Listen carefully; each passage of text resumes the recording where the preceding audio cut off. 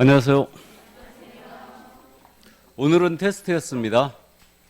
이 점수에서 약 5점 정도 더 나올 거예요. 이 점수에서. 평균은 72점 나왔답니다. 왜요? 더 나온 학원도 있는데. 자, 정답 부르겠습니다. 1번, 3번.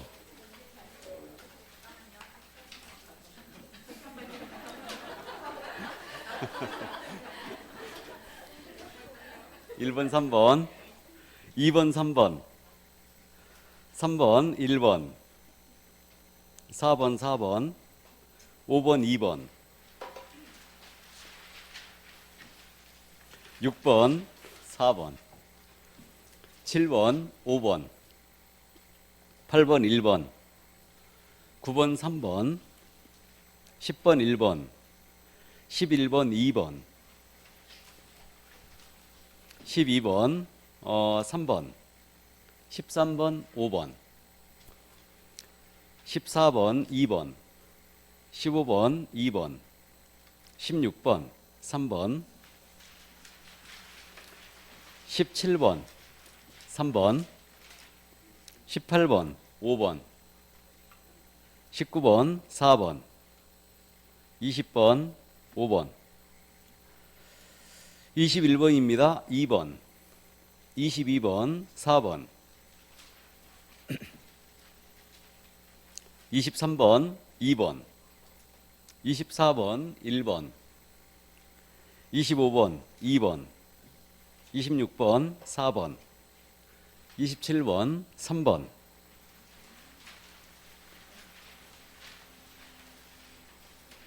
28번, 1번, 29번, 2번, 30번, 5번, 31번, 1번, 32번, 2번, 33번, 4번, 34번, 2번, 35번, 2번, 36번, 1번, 37번, 2번, 38번, 3번, 39번, 4번, 40번도 4번. 다음 하신 분. 오늘은 테스트긴 한데 그 사례형 문제 있죠. 사례형 문제가 오늘 많이 나갔죠. 그래서 이제 사례형 문제 연습을 집중적으로 하는 겁니다. 여기에 빠진 문제들은 백선에 들어가 있을 거예요. 그래서 최종 마무리를 다음 주에 백선으로 하는 거죠.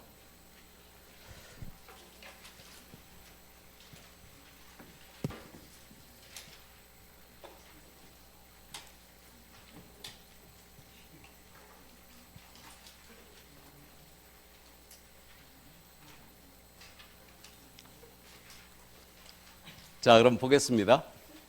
이제 가도 되죠? 자, 용어의 정의 문제예요. 틀린 것은 그랬습니다. 판례를 원어로 연습합니다. 그래서 이제 용어의 정의는 원래 그 단순형하고 응용되는 문제 출제 가능성이 높다고 그랬는데 판례가 차라리 더 쉬워요. 틀린 것 그랬는데 1번 지문 알아봤어요. 중개행위인지 여부는 사회통념상 객관적으로 이제 그 행위 결정한다고 그랬고요. 영업용 건물의 영업실 비품 유용물입니다. 이것은 중개사물 아니었고요. 이걸 소개하더라도 중개 아니죠, 당연히. 그러나 이제 컨설팅에 부수하여 중개를 업으로 했습니다. 중개업에 해당한다, 안 한다? 해당한다. 그래서 이제 3번 정답이 됐습니다. 다음 4번이에요. 등록증 대여받아 중개사무소를 운영하는 자예요. 이 자가 직접 당사자로서 계약했다. 이거는 중개로 볼 수 없다고 그랬죠. 특이한 판례이기 때문에 기억하자고 그랬어요. 그러니까 당사자로서 계약한 것은 삼자적 입장에서 당사자는 그걸 도와주는 행위로 볼 수가 없습니다. 그러므로 이건 중개에 해당하지 않는다고 했죠. 맞는 지문이고 5번 지문은 알아만 두자고 그랬습니다. 우리 중개행위는 상행이다 아니다? 상행이다. 그래서 이거 판례니까 한 번쯤 이해만 해두시기 바랍니다. 정답은 3번이었어요. 꼭 맞췄어야 되는 문제입니다. 자, 그럼 2번 문제 갑니다. 오늘은 중개대상물에서 이제 풀어쓰는 문제 유형, 서술형 문제 유형으로 박스형으로 나가봤습니다. 옳은 것 모두 골라라 그랬는데 옳은 것, 그럼 5 해놓고 시작하는 겁니다. 그럼 기억 지문이에요. 이거 어려운 지문이라고 그랬는데 중개대상물인 건물은 민법상 건물과 일치한다고 그랬죠. 그러니까 최소한의 기둥과 지붕 그리고 주벽이 있어야 된다고 그랬어요. 요 얘기를 세차장 구조물 사건에서 했던 얘기예요. 그러니까 우리 중개대상물인 건물은 민법상 건물과 일치한다. 맞죠? 그럼 기억 지문 맞는 지문이고, 금전채권은 중산물이다. 아니죠. 틀렸다는 거 알아봤고, 장래 특정된 건물입니다. 이게 뭐예요? 분양권이죠. 그러니까 중개상물이 될 수 있다. 맞죠? 자, 다음에 법정지상권입니다. 중개상 권리에 아니에요. 중개상 권리죠. 그러니까 법정지상권도 중개상 권리에 해당한다. 그래서 틀렸습니다. 그래서 뭐 유치권, 법정지상권, 등기된 부동산 환매권 이런 것들 전부 다 된다 했습니다. 근데 이제 법정지상권의 성립은 안 되는 거죠. 그러나 법정지상권이 성립된 건물은 되는 거예요. 자, 그래서 이제 이 정도. 그러면 지금 옳은 거라고 했으니까 기억과 디귿이었네요. 그래서 정답 3번이었습니다. 꼭 맞췄어야 되는 문제고. 자, 그럼 이제 3번 문제로 갑니다. 오늘은 공인인증서 제도를 뺐어요. 그러니까 이 공인인증서 시험 제도를 낼 가능성이 크다고 그랬습니다. 정책심의위원회는 짝수의 문제가 되고 있고 지금 홀수이니까 공인인증서 제도를 물어볼 가능성이 컸는데 그 문제는 일단 뺐습니다. 등록으로 바로 넘어왔는데 옳은 것 그랬거든요. 1번에 바로 정답 배치했어요. 갑군에 개설 등록을 한 자가 을군에 또 등록했어요. 이거 이중록이죠. 그러면 등록 취소된다. 체크 포인트죠. 예, 그래서 맞습니다. and 1-1. 눈을 의심하지 말아라. 어디서 장난을 쳤을까? 고민하지 말아라. 찾지 말라가 첫 번째 금기사항이죠. 답 나오면 바로 가는 겁니다. 그냥 넘어가는 거예요. 그래서 1번 바로 정답이었어요. 그냥 찾으면 되는 거고. 자, 등록 신청할 때 우리 자격증사본, 법인등기상 증명서 이런 거 첨부하지 않는다. 직접 다 확인 요청 들어가죠. 그러니까 이건 첨부하지 않습니다. 그래 틀렸고. 다음에 이제 요거 판례를 잠깐 정리했는데 공인인증서 자격이 없는 자가 우연한 기회에 단 1회가 나왔어요. 그러면 타인 간의 거래 행위를 중개하고 보수 약정을 했습니다. 그 약정은 당연 무효가 되는 것은 아니다. 맞죠? 근데 공사자격이 없는 자가 등록도 하지 아니한 채 중개업을 하면서 의뢰인과 체결한 보수지급 약정은 무효라고 그랬죠. 근데 우연한 기회 1회는 절대 무효가 되는 것은 아니다. 자, 그 다음 이제 4번 지문. 제가 아주 즐겨 쓰는 지문인데 등록 신청일로부터 7일 내에 등록증 교부라고 그랬죠. 이게 틀렸어요. 등록을 통지한다. 등록 통지만 하는 거지 보증 설정 사항을 확인하고 지체 없이 등록증 교부하는 것이지 등록증을 7일 내에 주라는 얘기 없어요. 예, 그래서 틀렸습니다. 이게 함정이었고요. 다른 사람에게 자기의 성명이나 상호를 사용하여 업무하겠습니다. 이거 대여와 똑같죠. 그러면 대여니까 이건 등록을 취소해야 합니다. 업무정지 처분을 받을 수 있다. 틀렸죠. 근데 이런 식의 지문 잘 냅니다. 그래서 업무정지 처분을 그러니까 필취 사유해야 되고 업무정지 처분을 받을 수 있다. 이런 식의 지문 잘 내요. 틀렸습니다. 그래서 이건 성명상호 사용하면 필취에 1-1이에요. 자, 그래서 정답은 1번이었습니다. 바로 정답 치고 넘어갔어야 돼요.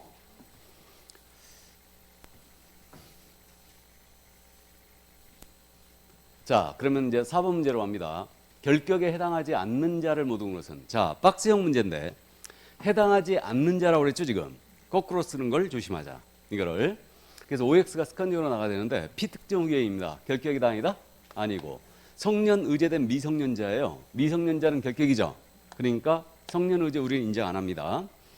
그 다음에 이제 디귿집은 있지 않습니까? 경합범. 한 번쯤 참고하시고 넘어가라는 얘기인데 경합법은 여러 개의 범죄를 한꺼번에 저질렀어요. 이때 이제 동시에 재판하는 걸 경합범이라는데 이때 우리 법 위반 벌금 300이니까 야는 결격이 아닙니다. 자, 그 다음에 업무정지 받고 폐업한 자로서 업무정지 기간 중인 자 결격이 있잖아요. 그럼 업무정지 4호를 받고 즉시 폐업했어요. 그런 다음에 폐업 후 4개월을 경과했습니다. 그럼 벗어났겠죠? 예, 그러니까 결격이 아닙니다. 다음 파산 선고받고 복권되지 아니한 자예요. 그러면 야는 결격이죠. 그럼 아닌 자라겠으니까 지금 기역, 디귿, 리을 이걸 답을 쳐줘야 돼요. 그래서 4번이 정답입니다. 거꾸로가 있죠. 또 니은, 미음이 또 있어요. 그러니까 우리 시험에서 지금 박스형 10개 이상을 다 출제하고 있는데 틀린 것 골라라 꼭 내고 있습니다. 그러니까 OX가 습관적으로 꼭 나가야 돼요. 그럼 결격에서 지금 올해 정통으로 물어볼 가능성이 크다고 그랬는데 이 결격에서 중요한 내용이 우리 선고유예를 받은 자예요. 결격이다 아니다? 아니라는 거 알아봤고 집행유예 받은 자는 집행유예 기간 동안 결격이죠. 그러니까 집행유예는 법 불문하고 결격입니다. 그 점 이해를 꼭 해두시고, 그 다음에 이제 우리 이번에 기억을 하고 가자고 했어요. 등록 기준에 미달하여 등록 취소가 됐어요. 등록 기준 미달 등록 취소는 결격에 해당한다 안 한다? 해당하지 않는다. 이 점 염두에 꼭 두시라고 했습니다. 나머지는 크게 어려운 점이 없어요. 그래서 쉽게 맞춰낼 겁니다. 실수만 하지 마세요. 자, 그러면 이제 5번 문제로 가십니다. 분사함수에 대한 내용이에요. 틀린 것은 그랬는데 1번입니다. 서울시 강남구의 주된 사무소는 중개법인이에요. 서울시 강남구내에는 분사함수를 둘 수 없다. 맞습니까? 주된 사무소가 있는 곳에는 분사함 둘 수 없죠. 그럼 맞습니다. 아주 잘 내는 지문이고, 다음 분사함수 이전했습니다. 이전한 날부터 7일 내 주된 사무소 등록관청에 분사함수 확보 증명서를 첨부하여 신고해야 된다. 맞아요? 틀렸죠? 분사함수 이전 신고 며칠 내야 돼요? 10일 내야 된다. 그래서 10일 내에 이때 이제 하는데 주된 사무소 등록증과 분사함수 확보 증명서를 첨부하라고 그랬는데 이것도 틀렸죠 지금? 분사함수 이전 신고니까 10일 내에 들어가는데 주된 사무소 등록관청에다가 분사함수 설치 신고 확인서를 첨부해야 되죠? 신고 확인서와 분사함수 확보 증명서를 첨부한다. 주의하세요. 그래서 2번 질문 틀렸습니다. 정답 됐고요. 3번입니다. 분사함 사용할 인장입니다. 대표자 보증 인장을 등록해야 된다 할 수 있다? 할 수 있다. 이거 체크하고 가야 되고, 다른 법률에 의하여 중개업을 영위할 수 있는 법인이에요. 이거 특수법인이죠.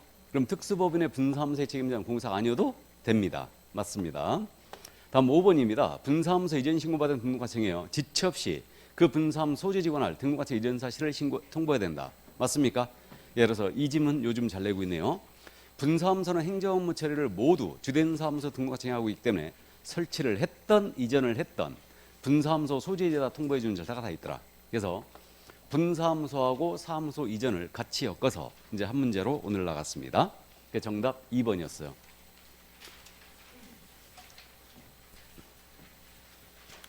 자, 그럼 이제 6번 문제 갑니다. 작년에도 이렇게 출제했는데 게시, 명칭 거의 매회 출제하고 있죠, 이것도. 그럼 옳은 것 그랬습니다. 소공사는 그의 자격증 사본을 중개사무소에 보기신고서에 게시한다. 일단 틀렸다는 거 아시죠?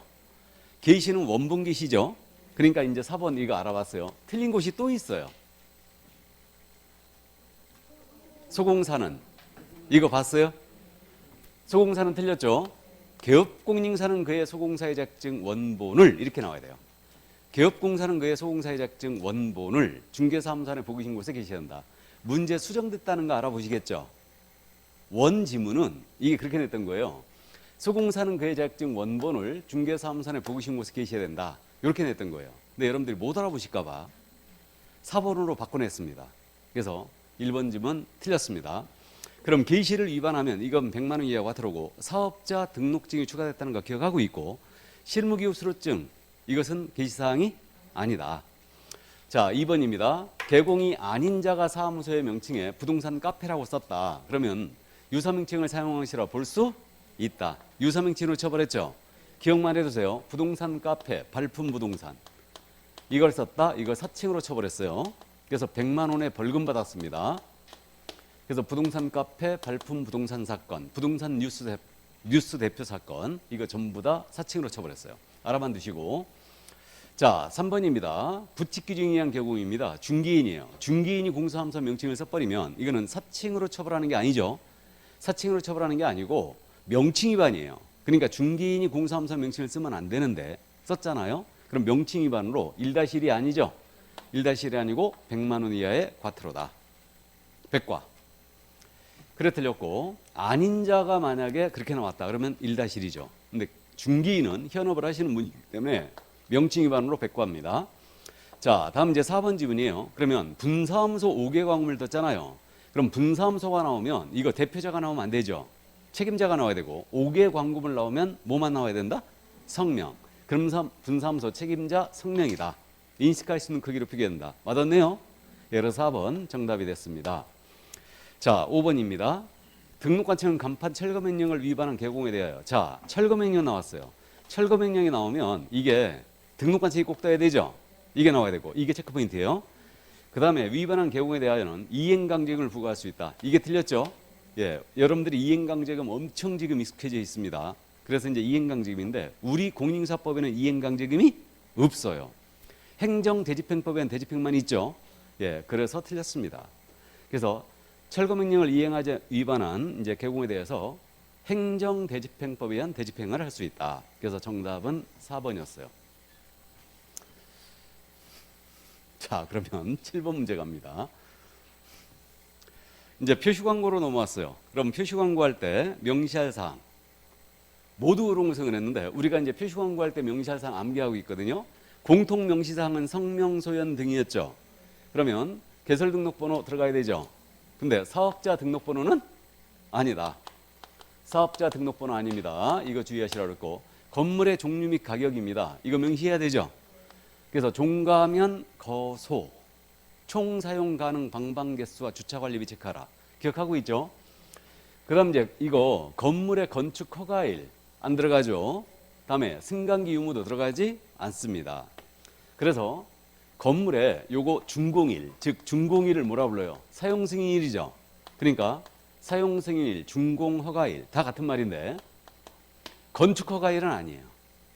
이거 언제 착공을 하겠다 바로 그 얘기거든요. 그러니까 이제 건축 허가일이 있는데 요건 아닙니다. 그다음에 승강기 안 들어가죠. 그러니까 원래 이 문제도 건축 허가일만 딱 들어가 있었거든요. 근데 이거 못 알아보실까 봐 승강기 일부러 넣어드렸어요. 알아보시라고. 그래서 어쨌든 디귿찜은 아니고요. 다음 총층수 주차 대수 관리비 들어가는 거 맞죠? 여기에 내진 설계 적용 여부입니다. 내진 설계 적용 여부는 들어가지 않죠. 이런 거 안 들어갑니다. 중개 보존도 명시하면 안 되죠. 그럼 요 사항을 위반하면 개공은 100만 원 이하가 들어옵니다.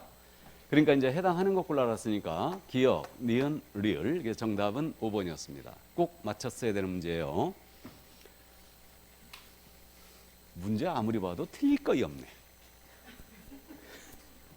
여러분들이 아시는 거에 정답이 있다는 믿음을 가지라고 그랬죠. 지난주에 내가 팁을 드렸어요. 아시는 거에 정답이 있다고 그랬습니다. 이게 시험장도 마찬가지예요. 아시는 게 정답이 있어요. 그러니까 괜히 엄한 거에 속아가지고 헤매고 있으면 안 됩니다. 이게 체력 관리도 해야 됩니다. 그러니까 이제 하루 종일 시험을 보기 때문에 아는 거 나오면은 그냥 짚고 넘어가야 돼요. 그럼 이 문제도 마찬가지인데 겸업 아니요 전형적인 문제 유형입니다. 그래서 우리가 암기하고 있잖아요. 수행할 수 있는 업무를 골라라 이랬어요. 그러면 바로 1번에 정답 배치했죠. 그럼 이게 상담이 나왔지 않습니까? 그럼 이거 부동산인지 아닌지 꼭 체크하라고 그랬죠. 증권 투자 컨설팅 안 됩니다. 그러니까 부동산에 대한 상담이다. 그러면 주택이나 상가나 이거 토지나 이거에 대한 상담, 거래 관한 상담, 개발 관한 상담 할 수 있다. 그럼 1번 바로 정답이었어요. 다음 2번입니다. 중기업의 경영이 나왔습니다. 그럼 중기업 경영 나오면 반드시 앞으로 가고 이거 누구 대상이 된다? 개공 대상. 이제 알아봤고 분양 대행이든 관리 대행이든 나왔습니다. 대행이 나오면 주상만 낸다고 그랬죠. 주상이 아니면 틀렸다. 그러니까 토지에 대한 분양 대행 틀렸고 여기 농업용 창고시설 관리 대행 안 되는 거죠. 자, 그다음에 주거이전 부서되는 용역이 나왔습니다. 그럼 주거이전 부서는 용역이 나오면 반드시 알선이 떠야 된다고 그랬죠. 소개. 그러니까 용역 자체는 못한다. 그래서 안 되는 것들 위주로 딱 중요한 거 4가지 다 들어갔습니다. 그래서 정답은 1번이었어요. 예. 법인이 겸업을 위반하면 제재가 뭐예요? 법인이 겸업 위반. 임취, 등록을 취소할 수 있다. 알고 있고 개인은 겸업 제한이 원칙적으로 없습니다. 다만 중개인은 경공매물을 한 가지도 수행할 수 없고 개공이 경매 부동산에 대한 대리를 할 때만 경매 부동산에 대한 대리할 때만 법원에 등록을 하고 그 감독을 받으라고 그랬죠. 그래서 우리가 3주차에서 한번 이걸 연습을 했습니다. 이게 자, 그래서 정답 1번이었습니다. 자, 그러면 이제 9번 문제로 가볼까요?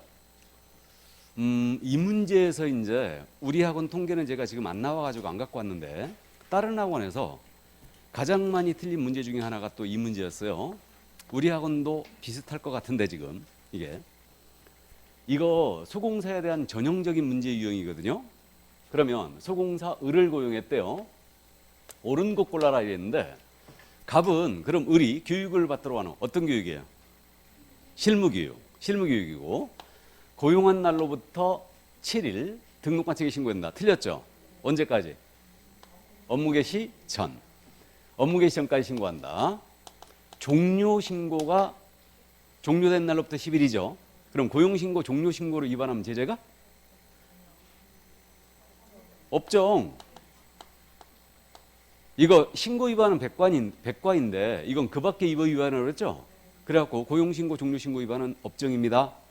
한 달 업무정지 나간다고 그랬어요. 그다음에 고용신고는 전자문서로 할 수 있다는 규정이 있죠. 근데 종료신고는 전자문서 규정이 없어요. 그럼 전자문서 규정이 없는데 그건 내면 바로 태클입니다. 그러니까 그냥 생각 안 해도 돼요. 그러니까 요즘 이제 여러분들이 공부를 탄력받아 가니까 아 이놈의 종료신고 가지고 이걸 엄청 저한테 질문을 많이 하셨던데 내가 종료신고 안 된다겠다는 거야 전자신고를. 난 안 된다고 한 적 한 번도 없다고 그랬어요. 내가 심지어 어떤 사례를 들었었냐면 내가 소공사로 재직하다가 고용관계 종료신고를 내가 하고 왔다니까. 내가 직접 전자문서로 사장님 공동인증서 있잖아요. 줘봐. 잠깐 줘봐 해갖고 내가 종료신고 해버렸다니까. 내가 직접 했어요. 전자문서로. 종료신고 안 된다 해도 이건 태클이고요. 된다 해도 전자문서 된다 해도 이건 태클이에요. 근데 된다는 게 맞지. 되고 있어요. 그러니까 규정이 없다 하여 전자문서가 안 된다 이렇게 해석하는 건 아닙니다. 규정의 취지가 이게 제한적 해석이냐 열거적 해석이냐 이거에 따라 달라지거든요. 그러니까 어쨌든 중요한 거 아닌데 고용신고는 전자문서 되죠. 거기까지만 기억하면 됩니다. 아셨죠? 이게. 자, 그럼 1번 질문 틀렸고 2번 질문입니다. 여기서 이제 쿠션을 받았는데 을이 소공이죠. 이 법인이에요. 이 법인의 임원을 겸직했대요. 일부러 제가 겸직이라고 한번 넣어봤어요. 이거. 임원을 겸직하면 이거 이중속이다 아니다. 아니다. 이거 이중속 아니라고 그랬죠. 시험에서 이거 어떻게 냈었냐면 공인중개사인 사원은 당해 법인의 분사무소의 책임자가 될 수 있다. 맞아요, 틀려요? 공인중개사인 임원. 그럼 공인중개사인 임원은 당해 법인의 분사무소의 책임자가 될 수 있다. 맞죠? 그건 인력 배치에 관한 문제지 이중속이 아니죠. 그걸 비틀어낸 거예요 지금. 그래서 소공으로 고용이 됐거든요. 이자가 승진했어. 임원하는 거 상관없죠? 이 법인의 임원이잖아 지금. 그러니까 이중속에 해당한다. 틀렸어요. 알아보셨어요? 그래서 여기서 이제 여러분들이 쿠션을 받기 시작했고, 자, 그 다음에 이제 3번 지문 있지 않습니까? 을이 을인으로부터 보수를 한도를 초과해 받았어요. 그러면 소공이 금지행위한 거죠. 그럼 소공이 금지행위하면 자격 정지를 받을 수 있고, 맞죠? 그럼 이를 고용한 갑입니다. 갑은 업무정지 처분을 받을 수 있다고 비틀을 냈어요. 이게 그럼 갑이 직접 보수 초과한 걸로 간주돼서 갑은 임의적 등록 취소죠. 그럼 임취 사유는 모두가 업무정지 사유가 돼요. 업정을 받을 수 있죠. 그래서 3번 맞은 거예요. 맞습니다. 그래서 3번 정답이 됐습니다. 근데 이제 여기서 또 고민을 했거든요. 자, 그 다음에 이제 4번 지문에 답 쓰신 분은 없어요. 의뢰공사법 위반으로 갑이 양벌 규정에 300만 원 이상 벌금을 받았다. 그럼 갑은 결격사에 해당되어 등록된다. 자, 양벌 규정이 떴는데 결격에 해당된다라면 틀렸죠. 일단 아니고요. 등록 취소가 나와도 틀렸죠. 그러니까 양벌 규정에 의한 벌금은 결격이 아니다. 이로 인해서는 등록 취소 불가죠. 양벌 규정이 나왔는데 등록 취소된다 그러면 틀렸어요. 그래서 이제 4번 질문 역시 틀렸고 5번 질문입니다. 자, 그럼 이제 요거 2번을 또 안 쓰신 분은 이제 5번에 썼거든요. 틀린 답으로 5번에. 자, 이거는 이제 구분만 해 놓으시는데 5번 질문은 솔직히 잘 안 물어보는 질문인데 갑이 을의 업무상해에 대하여 상당한 주의와 감독을 다했어요. 그러면 양벌 규정에 의한 벌금은 면해 버리는 거죠. 벌금은 면해요. 벌금은 면하는데 손해배상 책임은 면한다 못 면한다? 못 면한다. 여러분들이 누차 기억했거든요. 고용인의 업무상 해이로 인한 개공의 손해배상 책임은 무과실 책임이다. 그럼 상당한 주의와 감독을 다해도 손해배상 책임은 면할 수 있다 없다? 없다. 무과실 책임이에요. 못 면합니다. 근데 벌금은 면하죠. 자, 그래서 정답은 3번이었어요. 문제 어려웠습니다. 그래서 함정이 이제 2번도 그렇고 5번도 그렇고 이게 함정이 돼 있었어요. 그러니까 이 문제가 조금 어려웠는데 5번에 쓰신 분은 그래도 용서가 돼요. 왜? 알고는 있다는 얘기거든. 근데 이러한 디테일 내용까지 여러분들 꼭 이해할 필요는 없어요. 이건 시험에 잘 안 냅니다. 안 내니까 이해만 일단 해주세요. 그러니까 양벌 규정에 의한 벌금은 상당한 주의와 감독을 다하면 면해버립니다. 근데 손해배상 책임은 면하지 못해요. 그러니까 5번에 쓰신 분은 대세 영향이 없습니다. 알고 있는 거예요. 다 이게. 자, 그래서 3번 한 번쯤 참고해 주세요. 시험에서요, 임취사유에다 대고 업무정지를 할 수 있다, 이런 식의 질문은 잘 안 내요. 시험에서는 정상적으로 내버립니다. 어떻게 내냐면 보수를 초과하여 을이 받은 경우에 을은 자격정지 처분을 받을 수 있고 갑은 등록 취소 처분을 받을 수 있다, 이렇게 내요. 그럼 알아보시겠어요? 시험은 이렇게 냅니다. 그러니까 임취사유에다 대고 업무정지를 할 수 있다라고 내는 지문은 잘 안 내요. 시험에서 잘 안 내는데 정상적으로 등록 취소 처분을 받을 수 있다, 이렇게 내요. 이해하셨죠? 그러니까 이제 그걸 못 보신 분은 대세 영향이 없다는 얘기예요. 그러니까 어쨌든 좋습니다. 3번이 정답이었어요. 자, 그럼 이제 10번 문제로 가십니다. 그럼 이제 휴피업으로 넘어왔는데 인장 등록 문제가 빠졌죠. 올해 지금 인장 등록 출제할 거라고 안 할 거라고? 할 거라고 했습니다. 인장은 올해 출제할 거라고 그랬어요. 근데 그 문제를 지금 뺐습니다. 우리가 연습을 많이 했으니까. 인장은 반드시 개인과 법인을 구분하시고 휴피업 문제는 꼭 내는데 휴피업 문제를 출제하면 이때는 사전 신고다. 그다음에 이제 3월을 초과하는 휴업할 때만 신고하는 거 있는 거죠. 그걸 염두에 두고 문제를 들어가라고 했어요. 그래서 옳은 것 그랬는데 눈을 의심했습니다. 1번 정답이었죠. 임신, 출산, 징집, 질병, 취약입니다. 모두 6월을 초과하는 휴업이 되죠. 그럼 임신의 경우는 이번에 지금 추가된 거 아니에요? 10월에 휴업을 할 수 있다. 이런 식의 지문 낼 겁니다. 분명히. 그러니까 1번 바로 정답 치고 넘어가야 돼 그냥. 그래서 1번 정답이었습니다. 고민하지 말라고 그랬죠. 자, 그럼 2번입니다. 이거 생각보다 잘 내는데 이 지문을. 휴업기간 변경신고서예요. 휴업기간 변경신고서에 등록증이나 신고확인서를 첨부할 일이 있어요, 없어요? 없어요. 휴업신고할 때 반납해버렸죠. 그러니까 첨부하지 않습니다. 그래 틀렸어요. 분사무소 휴업기간 변경신고할 때 신고확인서 첨부하는 거 아닙니다. 그럼 분사무소 휴피업 신고할 때는 등록증 첨부하는 게 아니고 신고확인서를 첨부하는 거예요. 그 점 이해하시고.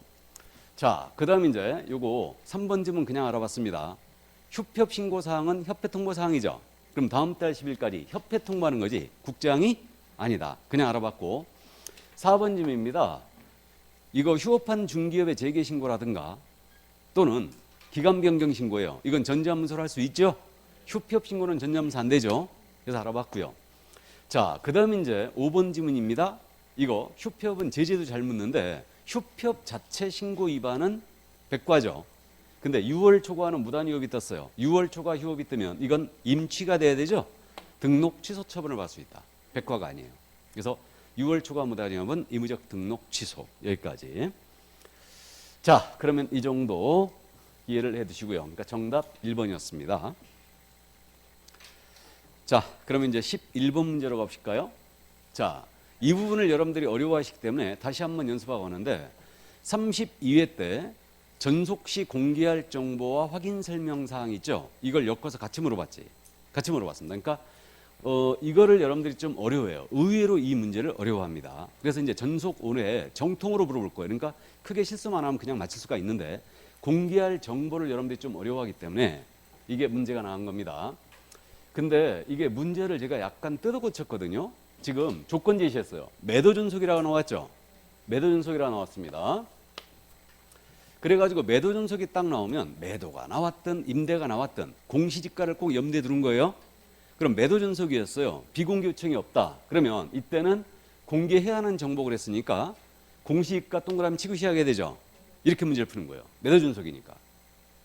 임대차였다면 공시가를 공개하지 아니할 수 있다니까 X 나가야 되죠. 자, 그다음 이제 그러면 이제 보겠습니다. 권리자의 주소 민적사항 정보. 이거 공개 금지죠. 그럼 이제 공개 금지 사항이고 수세는 공개할 정보에 빠져 있죠. 그러니까 수, 세 두 개 빠졌어요. 그럼 우리 기억이 없다. 그럼 확인 설명 사항과 차이가 지금 네 가지 아닙니까? 이게 기억, 니은, 디귿, 리을 네 가지가 차이가 있는 거고 나머지 기억이 없다. 그러면 공개할 정보로 잡으면 되는 거죠. 그럼 이건 공개할 정보예요. 우린 차이점만 기억했으니까. 이해되십니까? 그래서 지금 해당하는 것 그랬으니까 니은과 미음 정답 2번이었습니다. 이게 그래서 이 문제 틀리신 분은 요령이 부족했던 거예요. 요령이. 그러니까 다시 암기는 하고 있는 건데 일단은 그 기억에 없는 것은 공개할 정보래. 이렇게 이제 푸는 거예요. 우리는 차이점만 딱 기억했으니까. 감 잡았어요? 올해 분명히 이거 두 개 물어볼 거예요. 권리자 인적사항 공개 금지입니다. 근데 취득인한테 설명은 해야 되죠. 소유자가 누군지는 설명해야 돼요. 차이가 있는 거고 공시지가는 설명사항에 명문은 없어요. 하지만 이건 공개할 정보는 들어가 있습니다. 그 점 기억해 두시고, 임대차 이거는 공시가를 공개하지 않을 수 있다는 거 꼭 기억해 두시고, 수세는 솔직히 잘 안 물어봐요. 수세는. 근데 공개할 정보 수세가 빠져 있다는 거. 일단은 그 정도만 감 잡고요. 자, 정답 이제 2번이었습니다. 여기서 여러분들이 또 약간 틀렸어요. 약간 틀렸습니다. 우리 학원 통계를 봐야 되는데 어쨌든 이걸 여러분들이 비슷할 것 같아요.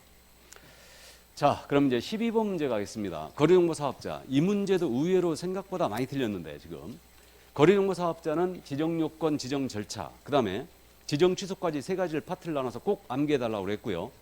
작년에 거리정보 사업자에 대해서 지정 대장에 기재할 내용이 아닌 것 이것만 물어보고 덮었거든요, 그냥. 그러니까 올해 틀림없이 정통으로 다 물어볼 거예요. 그러니까 요건, 절차, 지정 취소 세 가지를 모두 커버하시기 바랍니다. 그래서 그 각도에서 문제가 나온 거예요. 1번 지문, 요건을 물은 거죠. 서울에서 100 나오면 안 되죠.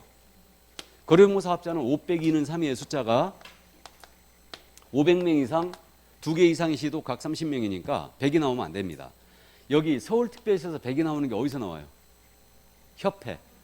협회는 창립총회 의결 수가 600, 120이죠.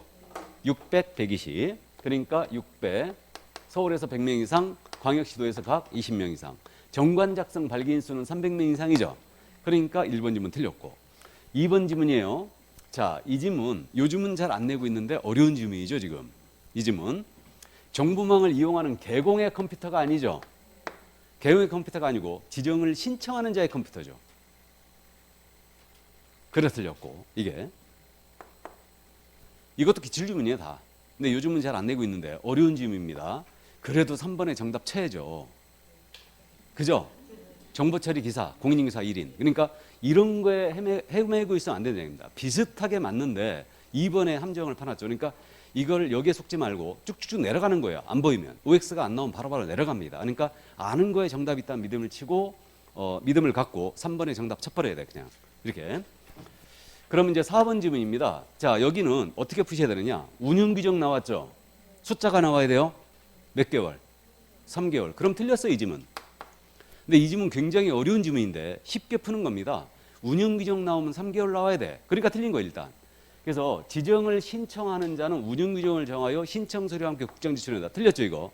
그러니까 지정 신청할 때 운영 규정 내는 거 아니에요. 지정을 받은 자가 3개월 내에 지정하여 승인받는 겁니다. 그러니까 지정을 받은 자가 3개월 내에 지정 승인받는다. 그럼 운영 규정 3개월 내에 지정 승인 안 받으면 지정 취소의 1-1이죠. 지취의 1-1이다.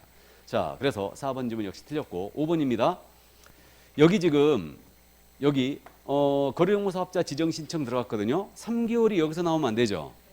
3개월은 운영 규정이 떠야 된다고 그랬죠. 이거 며칠이 나와야 돼요? 30일이 나와야 됩니다. 맞죠? 30일. 그러니까 30일 내 이를 검토하여 요건에 적합했다. 지정대장에 기재하고 지정서를 교부해야 된다. 이렇게 나와야 돼요. 그래서 5번 지문도 틀렸습니다. 그럼 여기서 지금 빠진 게 지정 취소가 빠져 있죠. 그럼 지정 취소는 해야 된다, 할 수 있다? 할 수 있다. 염두에 두세요. 자, 그래서 정답 이제 3번이었습니다. 그러니까 3번 쉽게 골랐을 걸로 보이는데 이 부분을 40% 정도가 틀렸어요. 60%밖에 못 맞췄어요. 그러니까 이제 다른 거에 헤매고 있었다는 얘기죠. 그래서 이제 정답 있는 곳에 골라주셨어야 되는데. 자, 그럼 13번 문제 갑니다. 이제 확인 설명. 올해 정통으로 물어볼 가능성이 크다고 그랬죠, 지금. 그래서 옳은 것 그랬는데 중개 선물에 대한 확인 설명은 중개가 완성되기 전. 자, 중개 의뢰받으면 중개 완성되기 전에 해야 되죠. 그래서 맞습니다. 체크하면서 읽어야 되고. 2번 질문입니다. 상태화는 자료 요구에 불응 나왔다. 그러면 설명서에 기재하고 설명도 해줘야 되죠. 취득인한테. 그럼 기재해야 된다. 맞고. 다음에 이제 디귿, 리을은 그동안 잘 냈던 판례들입니다. 그러니까 이해를 해두시는데 확인 설명 의무와 손해배상 의무는 소정의 보수를 지급하지 않았다고 해서 당연히 소멸되는 것은 아니다. 자, 그러므로 역시 틀렸고. 리을 지문, 근저당이 나왔어요. 우리가 1주차 이거 연습했던 것 같은데 근저당이 나오면 실제가 나오면 안 된다고 그랬죠. 그러니까 채권 최고엔 설명해야 하는데 실제 피담보 채무까지 설명할 의무는 없습니다. 그래서 리을도 틀렸어요. 그럼 옳은 거라 했으니까 박스형입니다. 그러니까 답 치기 전에 확인하고 치는 거예요. 기억과 니은. 그래서 정답 5번이었습니다.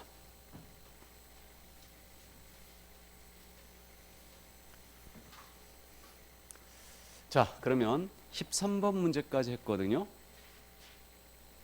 오늘 한 번만 쉬고 수업을 끝낼까요? 그게 낫겠죠. 4주차니까. 원래 4주차는 제가 수업을 2시간밖에 안 합니다. 더 이상 설명할 게 없는 거예요, 이제. 그게 낫겠죠?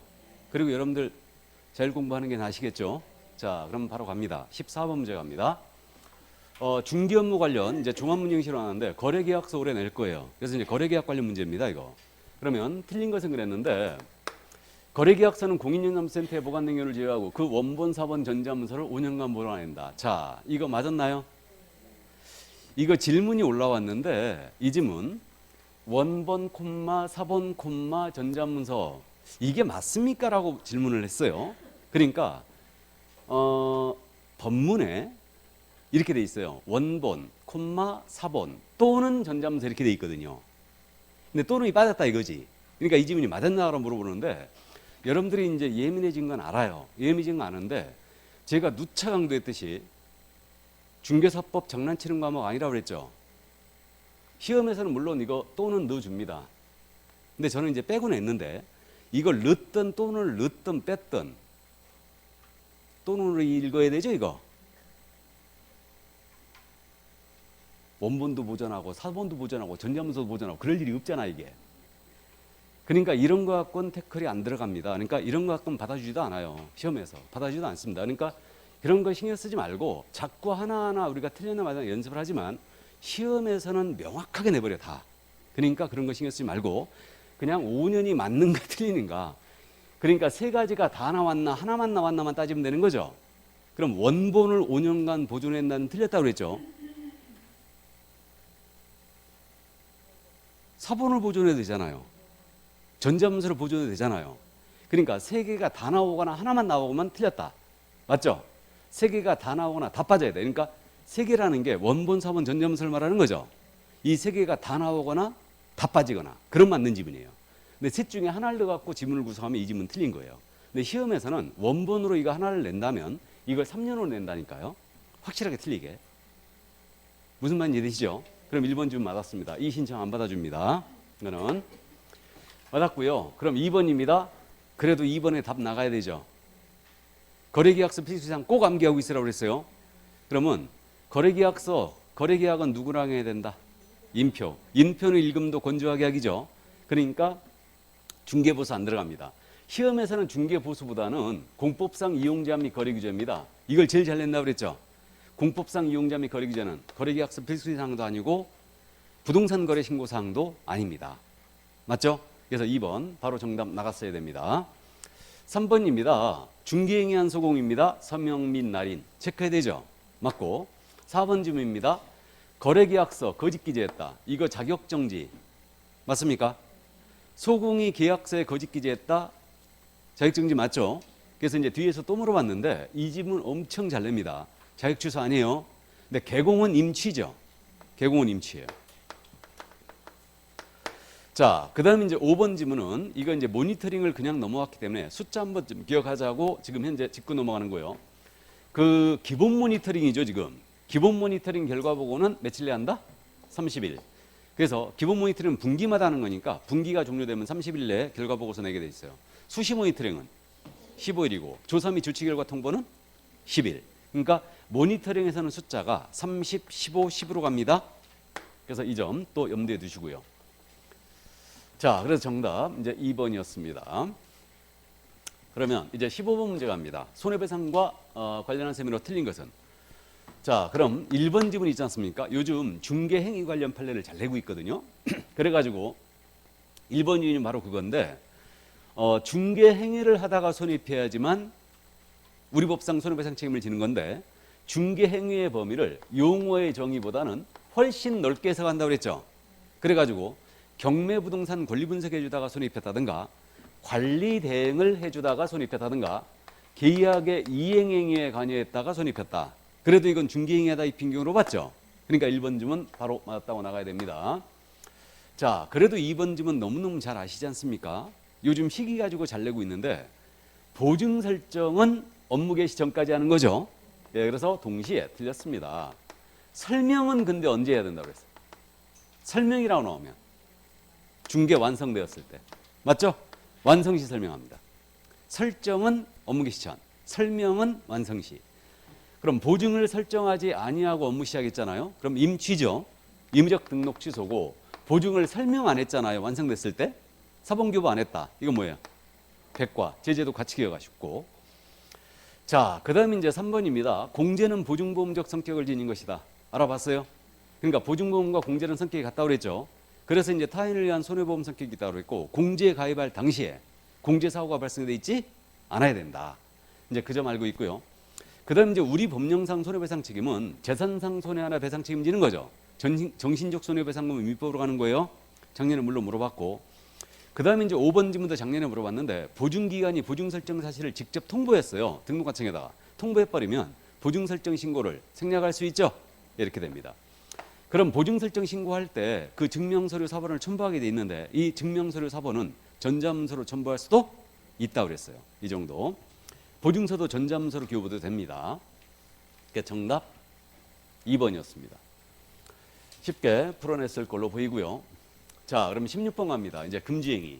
금지행위 올해 정통 문제 낼 가능성이 크거든요. 금지행위냐 아니냐 이건 물을 가능성이 큰데, 이 금지행위 오늘 판례를 쫙 정리하고 넘어갑니다. 오늘. 그래서 판례 한번 짚어드리는 건데, 1번 판례 알아보였어요?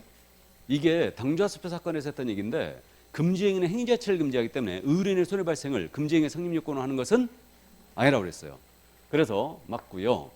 2번 집은 알아봤습니다. 직접 거래 금지하는 규정은 이건 단속 규정이지 효력 규정이 아니라고 그랬습니다. 그러니까 거래행위 자체는 이제 유효하다고 그랬어요. 그다음 이제 거래상 중요 사항에 대해 거짓말하면 안 되는데, 거래상 중요 사항에는 물건 자체에 관한 사항만을 의미하므로 벌써 X 나가야 돼요. 자체에 관한 사항뿐만 아니라 그 중산물의 가격대에 관한 사항도 거래상 중요 사항으로 볼 수 있는 이상 포함된다고 그랬죠. 가격에 대한 사항도 포함된다. 거래상 중요 사항에는. 그래서 시세 정보를 속였다. 모두 거짓된 의미로 처벌했다고 그랬죠. 그래서 3번 정답 됐고요. 4번입니다. 시세에 부당한 영향을 줄 목적으로 맘카페를 이용해서 중개 의뢰 제한을 유도했다. 그러면 이거 왕따 시켰죠 지금. 그럼 3-3 맞습니까? 예, 그래서 맞고요. 그다음 이제 5번 지문 있잖아요. 이 부동산 거래세 교란행위 신고센터인데, 이것도 숫자 기억하자고 지금 5번 지문이 뜬금없이 나온 겁니다. 그러면 이거 부동산 거래세 교란행위 신고센터는 숫자가 10이죠. 조사 및 주치 결과 통보는 똑같이 10일이에요. 모니터링과 똑같이 10일이고요. 매월 10일까지 신고 접수된 거하고 처리 결과 등을 국토부 장관에게 제출하게 돼 있죠. 매월 10일까지. 그러니까 신고센터는 10이다. 숫자가. 그렇게 얘기했어요. 그래서 5번도 맞습니다. 이게. 자, 그래서 정답은 3번이었습니다. 여전히 해설을 들으면 답이 보여요? 근데 왜 풀 때는 안 보일까? 다시 돌아와 보라고 그랬죠. 오늘 돌아와 봤습니까? 돌아와도 안 보여요? 시간이 없어서? 시간이 왜 안 돼요? 조금 길긴 했는데 실제 시험보다 지문이 길긴 했어요. 그러니까 사례형도 지금 뒤쪽에서 많이 나왔고, 그 다음에 이제 그 길긴 했는데 한번 돌아와 보시라고 그랬잖아요. 우리가 시험장에서 중개사법을 50분 할애 못해요. 50분 할애 못합니다. 보통 한 40분 정도에 다 끝내야 돼. 막힘까지. 그렇게 해야 되는데, 어쨌든 답 나오면 넘어가고 답 나오면 넘어가고. 그러니까 이제 자꾸 넘어가라는 얘기가 왜 그러냐면요, 여러분들이 하루 종일 시험 본다니까요. 그러니까 지친다니까. 여러분들 모의고사 보면서 그런 느낌 가진 적 있죠. 문제 읽기도 싫은 거야. 다시 돌아보기도 싫어. 그 체력이 바닥나서 그래요. 그러니까 체력이 바닥나야 되는데, 이게 시험장에서도 그런다니까요. 시험장에서도. 그러니까 시험장에서도 체력이 바닥나갖고 돌아오질 못하는 거야. 읽기도 싫은 거야, 시험장에서. 그래도 꾹 누르고 다시 최선을 다하는 겁니다. 뭔 말인지 아시죠? 작은 실수 하나가 큰 화를 부리니까 그런 실수 안 하도록 다시 한번 검토를 하는 거예요. 그걸 꼭 지키라는 얘기입니다. 이게. 그러니까 돌아와서 보면 이런 것들이 다 보여버리지, 그냥. 닥친 것들. 이게. 자, 그럼 17번 문제 갑니다. 중개보수 역시. 오늘 중개보수 이 문제는 조금 어려웠어요. 그래서 이 문제는 좀 어려웠는데, 올해 보수 물을 거라고 그랬죠? 그러니까 물건의 종류를 꼭 구분하라고 그랬어요. 그러면 지금 옳은 것 그랬는데 잘 안 내는 지문을 엮어놨기 때문에 이 문제가 어려웠다는 얘기예요. 그래서 보면 지금 거래 금액이 15억 이상인 주택의 저당권 설정 계획이라는 거예요. 시험은 그냥 임대차라고 낼 거예요. 그러면 15억 이상인 주택의 저당권이었다? 그럼 일방으로부터 거래 금액의 0.9%가 아니죠. 몇 프로? 몇 프로? 이건 기억하라고 그랬어요. 주택 지금 15억 이상 최고 0점, 임대차는 0.6, 매매 교환은 0.7. 이걸 기억하라는 의미였어요. 그러니까 매매 교환은 0.7이에요. 임대차 등 그랬으니까 주택의 저당권 계약이에요. 0.6%죠. 이걸 기억하라는 얘기예요. 그러니까 이제 잘 안 내는 지분들을 엮어놨기 때문에 이 문제가 조금 어려웠습니다. 이게 그래도 이제 정답은 쉬운 곳에 있기 때문에 많이 맞추셨는데, 자, 그래서 0.6% 기억해 두시라는 얘기고, 만약에 시험에서 있잖아요. 주택은 최고 일방요율이 0.7%다 하면 맞았죠. 매매 교환은 맞죠? 그다음에 0.6% 임대차 등은 0.6%죠. 그 정도는 이제 기억하라는 얘기고. 자, 그다음 이제 2번 지문 알아봤습니다. 우리 중개보수하는데 부가세 포함이다, 별도다? 별도. 틀렸다는 거 알아봤고. 3번 지문 분사함수 갖고 물어봤는데, 우리 사함수 기준 시도재료와 주택의 소유의 시도재료가 틀리면 사함수 기준 통일한다고 그랬죠. 분사함수는 어디 기준? 분사함수 기준이라고 그랬죠. 분사함수는 분사함수 기준이에요. 주된 사함수가 아닙니다. 손님이 이 분사함수를 찾아왔기 때문에 그렇다고 그랬죠. 그래서 분사함수 기준이다. 그럼 3번 맞은 거죠. 정답 됐고요. 4번입니다. 이거 월세다 곱하기 곱하기 70 하는 방식은 5천만 원 미만이었을 때, 이거 주택임대차만 그렇게 하는 거 아니라고 그랬죠. 다 그렇게 한다고 그랬죠. 다. 그래갖고 이제 이것도 헷갈리는데, 월세 곱하기 70으로 가는 방식은 중개보수에만 있어요. 맞죠? 상가 임대차에 그런 거 없습니다. 아니, 상가 임대차 보호법, 우리 상임법에서는 월세 곱하기 100하여 보증금 합산해갖고 적용 대상이냐 아니냐 따지고 있죠. 그러니까 월세 곱하기 100으로 가는 것은 상임법에서만 그렇게 된다. 상임법에서만. 보수는 5천만 원 미만이었을 때는 70으로 가는 것은 중개보수에만 있어요. 상임법은 월세 70으로 가는 방식이 있어요, 없어요? 없어요, 그런 거. 뭔 말인지 아시죠? 아니, 우리 상가 임대차 보호법 적용할 때, 상임법 적용할 때 서울은 얼마 이하야 된다? 9억 이하의 전면 적용 되죠? 이때 이 9억에 월세에다 보증금 더하기 월세에다 곱하기 100하여 합산하게 돼 있죠? 그다음에 최우선 변제 따질 때도, 상임법에서 최우선 변제를 따질 때도 보증금 더하기 월세에다가 곱하기 100을 하게 돼 있죠? 그래갖고 따진다고요. 6,500 이하에서 2,200까지. 6,500을 따질 때 이렇게 따진다고요. 맞습니까? 월세 70으로 가는 거 없어요. 상임법에는. 이제 공부의 탄력을 받으니까 막 이런 것들이 헷갈리는 거예요. 그러니까 어쨌든 참고하시고. 그럼 4번님 틀렸고. 5번입니다. 전용 면적 85제곱미터를 초과했다 나왔어요. 초과라고 나왔습니다. 그럼 이거 상가 토지와 똑같이 가는 거죠. 그럼 일방채고 0.9%다. 그래서 틀렸습니다. 이게. 자, 그래서 정답은 3번이었어요. 자, 그럼 좋습니다. 이제 18번 문제로 갑니다. 28번 문제 있잖아요. 25의 기출문제거든요. 25의 기출문제였는데 이거 계산 문제 역대급이었습니다. 가장 어려웠던 문제가 이거였다고 그랬는데, 이거 근데 기출문제니까 이 문제를 틀리면 안 되지 않습니까? 제가 바꾼 것은 딱 한 줄만 바꿨어요. 뭐만 바꿨느냐? 개공이 받을 수 있는 최대액으로 물어봤어요. 그냥 개공이 받을 수 있는 최대액. 그러면 우리 계산 문제 뜨게 되면 이 원칙에 입각하라고 했는데, 이거 쌍방이냐 일방이냐를 정하라고 했죠. 이게 첫 번째. 그러면 쌍방이냐 일방이냐. 이거 쌍방이 일방이 쌍방. 그럼 곱하기 2 놓고 시작하는 거예요. 두 번째 이제 거래금액 산정하라고 했는데, 이 거래금액은 5천만 원 미만 거래를 주의하라고 했고요. 근데 이거는 이제 설문을 봐야 되죠. 경기도소의 주택면적이 3분의 1이라고 그랬어요. 그럼 주택면적이 3분의 1 딱 조건 제시해서 이거 상가네? 그래야 되죠. 상가였고, 매매와 임대차 계약을 동시에 중개했다. 매매와 임대차 계약을 동시에 중개했으면 점유계정을 따져봐야 되죠. 점유계정인지. 그러면 조건을 봤더니 계약 당사자가 매도인 임차인이었고 매수인 임대인이에요. 그럼 이거 점유계정 맞죠? 팔고 임차는 주전 준 거예요. 그럼 뭐만 적용한다? 매매만. 그럼 거래금액은 임대차는 따질 필요가 없어요. 그럼 문제 1억 원이 됐습니다. 자, 그 다음 세 번째로 중개대상물의 종류를 꼭 따지라고 그랬죠. 그럼 물건의 종류가 이게 뭐예요? 상가였다. 그럼 상가니까 여기 경기도 보수조례 일어났죠 지금. 그럼 이건 주택중개보수죠. 이걸 적용할 일이 없어요. 그러니까 상가나 오피는 요율지시를 안 한다고 그랬습니다. 그럼 일방 0.9%예요. 그럼 90만 원 계산됐죠. 근데 조건을 봤더니 합의된 중개보수가 100만 원이죠. 그래갖고 이것도 물어보시는 분이 있는데 이게 쌍방입니까 일방입니까 이렇게 물어보는데 항상 제시된 건 쌍방이 일방이에요. 일방이다. 항상 제시된 건 일방이에요. 뭔 말인지 아시죠? 우린 일방한도책이니까. 그래서 항상 제시된 게 일방이니까 100만 원 받을 수 없죠.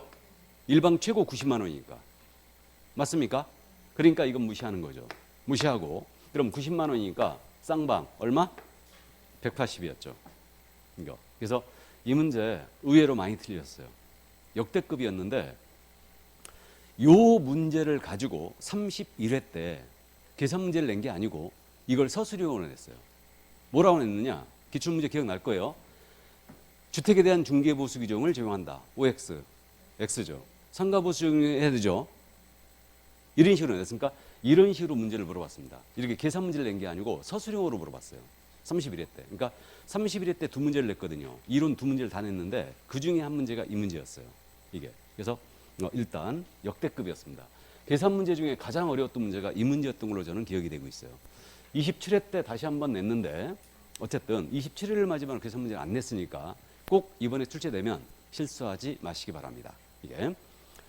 자, 그럼 19번 문제 갑니다. 이제 교육. 작년에 역시 출제 안 했으니까 올해 출제할 걸로 예상되고 있고요. 뭐 교육은 우리가 쉽게 맞춰버리죠. 그럼 보조원이 되려는 자는 고용신고 전 1년 내 직무교육이지 연수교육 아니죠? 아주 전형적인 질문이고 실무교육 시간은 283이죠. 연수교육이 12, 16이죠. 예, 그래서 암기하고 있고요. 직무교육은 3, 4시간이에요. 그다음에 경매실무교육은 2, 3이 4, 4 이제 암기하고 있고요. 그다음에 사고 예방 교육입니다. 당사자에게 먼저 통지하는 거죠. 통지 며칠 전까지? 10일 전. 10일 전까지 통지하고요.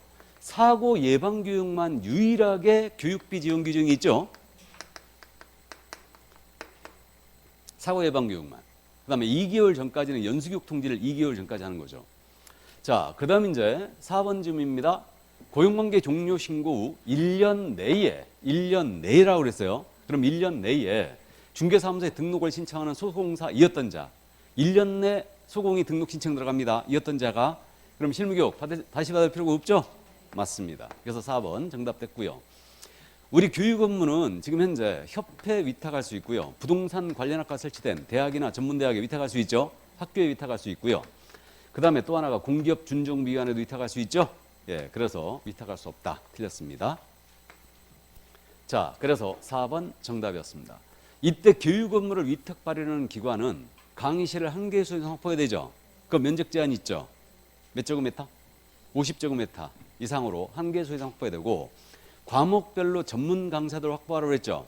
이때 강사 확보 요건 기억나세요? 강사 요건에 박사학위 소지자는 경력이 필요합니까? 필요 없습니까? 필요 없어요. 변호사에게 있는 자는 몇 년 경력?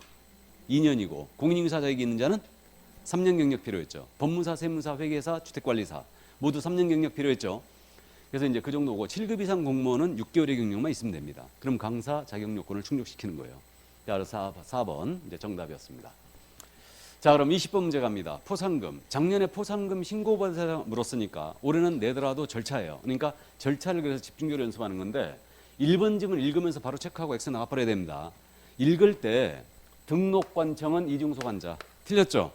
무등록 중개업자, 부등록자 이런 식으로 떠야 돼요. 그러니까 읽으면서 이 두 가지가 체크 포인트예요. 그래서 1번 지문 틀렸습니다. 우리 교포 양부모 암기하고 있잖아요. 그죠? 교란행위 한 자, 아닌 자로 수표시 광고한 자, 등록증 자격증 양도대여한 자 받은 자, 다음에 부정한 방법으로 등록한 자, 무등록 중개업자죠. 그들이 나와야 되고 이중소가 아닙니다. 직접거래도 아닙니다. 그래서 1번 틀렸고 2번입니다. 포상금 지급 신청서 등록관청에 내는 거죠. 수사기관에 고발했다 하더라도 등록관청에 내는 거다. 그래 틀렸어요. 그러면 수사기관에 신고발한 자가 등록관청에 포상금 지급 신청서를 내니까 이때는 수사기관에 고발 확인서 첨부해야 된다고 그랬죠. 기억나세요? 고발 확인서 첨부를 해주라고 했습니다. 자, 그다음에 3번입니다. 하나의 사건에 2건 나왔어요. 그럼 최초가 나와야 되죠. 하나의 사건 2건은 최초 나와야 된다. 공동했을 때 균분 지급이고 약정 있으면 약정 지급을 한다. 그다음 이제 4번입니다. 무죄 판결이 확정됐다. 그럼 무죄, 유죄 판결, 즉 징역을 받았다, 벌금을 받았다 이런 식으로 나오면 이건 전부 다 유죄 판결 나간 거죠. 그럼 이때는 포상금, 공소제기가 있었다는 얘기예요. 그럼 공소제기나 기소유예 처분한 경우에 하나의 지급하니 포상금 지급하는 거죠. 예, 그래서 틀렸고 5번입니다. 아주 전형적인 지문. 지급 결정했어요. 몇 달 내주게 돼 있다. 1개월. 암기하고 있어요. 부동산 거래 신고법에서는 2개월이었죠. 2개월이었습니다. 국고에서 50%까지 보조해야 된다 할 수 있다? 할 수 있다요. 그 정도 이제 이해해 두시고요. 자, 그래서 정답은 5번이었습니다. 그럼 절반 했으니까 이제 커피 한 잔 먹고 해야 되죠? 예, 커피 한 잔 먹고 하도록 하겠습니다.